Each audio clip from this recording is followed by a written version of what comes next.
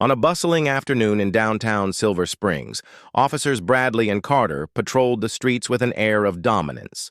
Known for their aggressive tactics and tendency to target individuals they deemed suspicious, the two officers had built a reputation for racial profiling and overreach. Few locals dared to challenge them openly, but their actions on this particular day would spark a firestorm they never saw coming. Their attention fell on Martin Green, a middle-aged black man stepping out of a sleek black sedan near City Hall.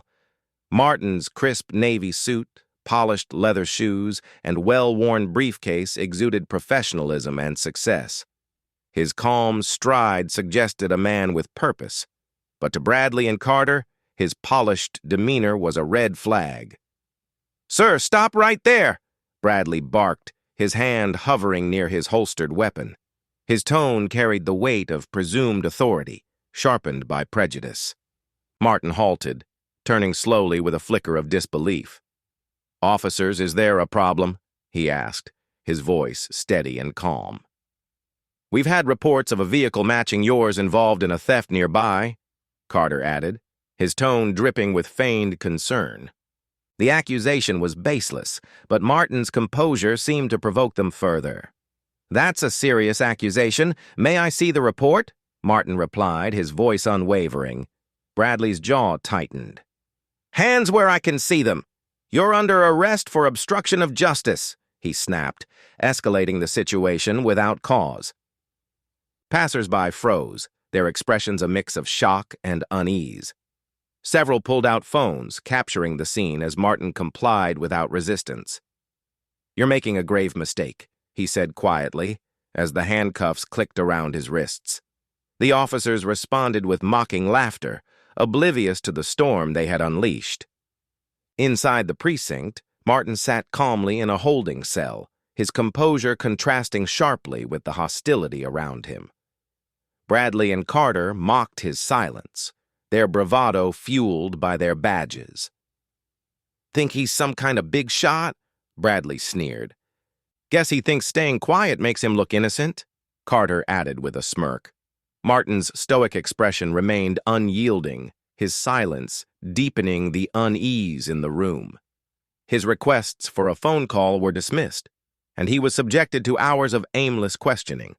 Meanwhile, outside the precinct, videos of Martin's arrest began circulating on social media.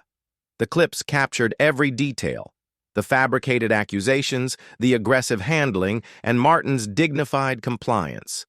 Outrage swelled online as activists and community leaders decried the blatant racial profiling. News outlets picked up the story, and hashtags demanding justice began trending. Unaware of the growing firestorm, Bradley and Carter reveled in their perceived triumph. To them, Martin was just another arrest, a statistic. The idea that they had detained someone of importance never crossed their minds. In his cell, Martin finally broke his silence. "I need to contact my office. I have court tomorrow," he told the sergeant on duty. The sergeant smirked. "Court? What, you plan to defend yourself in front of a judge?" Martin's gaze was unwavering. "No, I am the judge." The smirk vanished. The sergeant frantically checked the database, his face paling as the truth appeared on the screen. Martin Green, Justice of the Peace, presiding judge at Silver Springs Municipal Court. Panic spread through the precinct as the weight of their mistake sank in. The storm they had unleashed was about to turn against them. The next morning, the courtroom buzzed with anticipation. Journalists and community members filled the gallery, their faces a mix of outrage and curiosity. When Martin entered, dressed in his judicial robe, the room fell silent. No longer the man in handcuffs, he stood as the presiding judge, his authority unquestionable. Officers Bradley and Carter entered moments later, their usual bravado replaced by visible discomfort. "Officers Bradley and Carter." Martin's voice rang out, firm and resolute.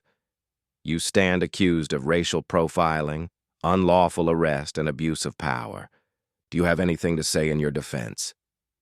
The officers fumbled for words, their excuses weak and disjointed. They claimed to be following protocol, but their defenses crumbled under the weight of evidence. Viral videos, witness testimonies, and Martin's impeccable record left no room for doubt. The verdict came swiftly. Bradley and Carter were suspended without pay, pending further investigation. Their actions were no longer internal matters. They were matters of public outrage. The police chief issued a public apology, admitting the department had failed not just Martin but the entire community. Yet no amount of remorse could undo the damage to the department's reputation, now seen as a symbol of systemic racism. For Martin, the ordeal became a turning point. Rather than harboring bitterness, he channeled his experience into action. With his judicial platform and newfound public support, he spearheaded an initiative to reform the local police force. He worked tirelessly with city officials to develop training programs focused on dismantling racial bias, fostering community engagement, and rebuilding trust. The story of Martin Green galvanized the community. Protests demanding accountability spread across the city, uniting citizens of all races and backgrounds. The incident sparked statewide policy reforms, including stricter accountability measures and independent oversight committees to investigate misconduct. Months later, Martin stood on the steps of City Hall, reflecting on the progress made. Below him, a diverse group of police recruits filed into the academy, their faces filled with determination and hope. Martin's faint smile reflected cautious optimism. While the scars of injustice remained, he allowed himself to believe that change was possible.